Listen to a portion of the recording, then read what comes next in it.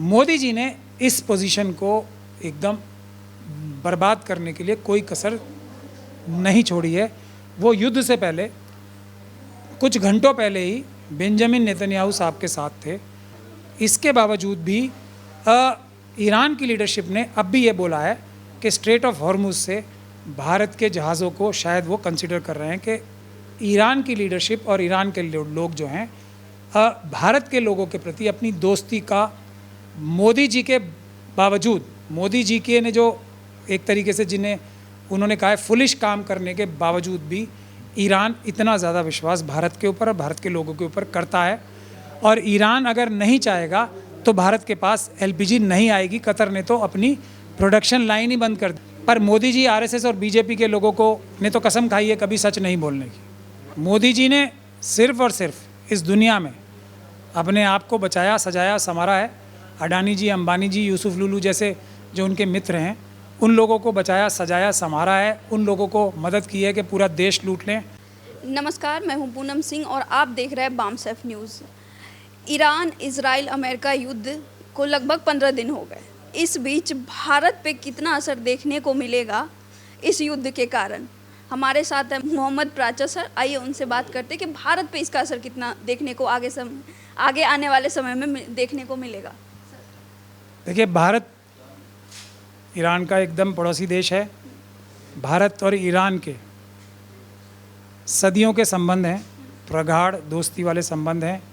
Iran और Bharat recent past में यानी कि निकट भूतकाल में भी बहुत नज़दीक रहे हैं और हमेशा एक दूसरे की मदद की है।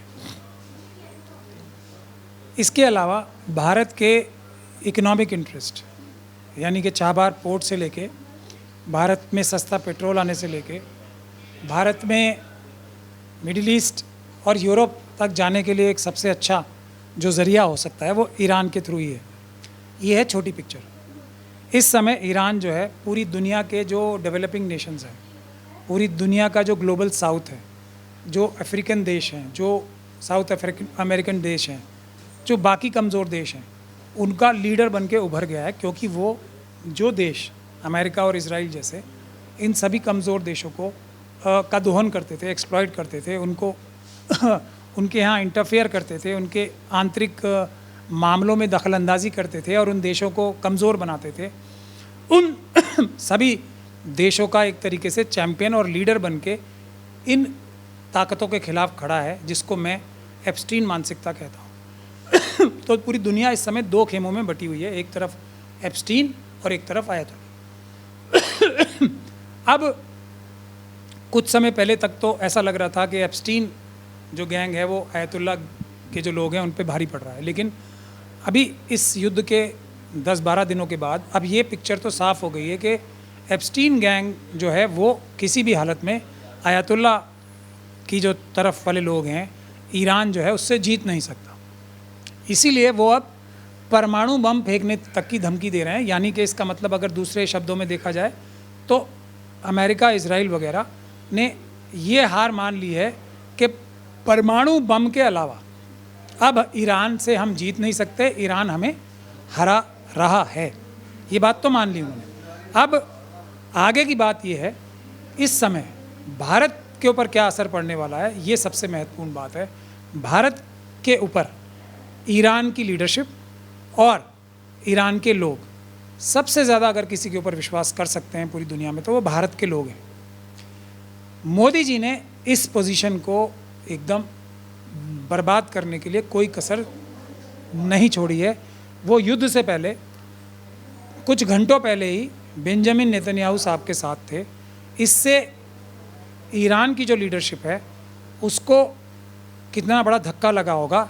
लेकिन खुशी की बात यह है, इसके बावजूद भी ईरान की लीडरशिप ने अब भी ये बोला है कि स्ट्रेट ऑफ हॉर्मुज से भारत के जहाज़ों को शायद वो कंसिडर कर रहे हैं कि हम आने दें। ये ईरान की लीडरशिप और ईरान के लोग जो हैं भारत के लोगों के प्रति अपनी दोस्ती का मोदी जी के बावजूद, मोदी जी के ने जो एक तरीके से जिन्हें उन्होंने कहा है फुलिश काम करने के बावजूद भी ईरान इतना ज़्यादा विश्वास भारत के ऊपर और भारत के लोगों के ऊपर करता है। ये मोदी जी को इस समय अगर आरएसएस और बीजेपी के अंदर कुछ समझदार लोग बाकी हैं तो सर भारत में सच में एलपीजी गैस की आपूर्ति कम हो गई है? ये तो देखिए, एलपीजी आती कहाँ से है? कतर से, ईरान से, मिडल ईस्ट से, स्ट्रेट ऑफ हॉर्मुज से। वो तो बंद कर दिया ईरान ने। पर सरकार बोल रही है कि नहीं ऐसा कुछ नहीं है, विपक्ष हम पे आरोप लगा रही हैं और पब्लिक को पैनिक कर रही हैं।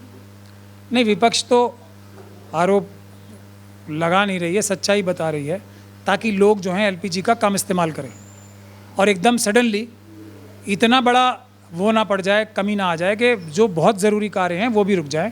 तो विपक्ष तो ये अच्छा काम कर रही है। हाँ, अगर मोदी जी के पास कोई ऐसी टेक्नोलॉजी है जो उन्होंने अपने एप्स्टीन गैंग के दोस्तों से पूछ ली हो कि नाली के अंदर से गैस बना के किस प्रकार से एलपीजी को रिप्लेस किया जा सकता है, तो वो एक अलग बात है। लेकिन ऐसा कुछ होता लगता नहीं है।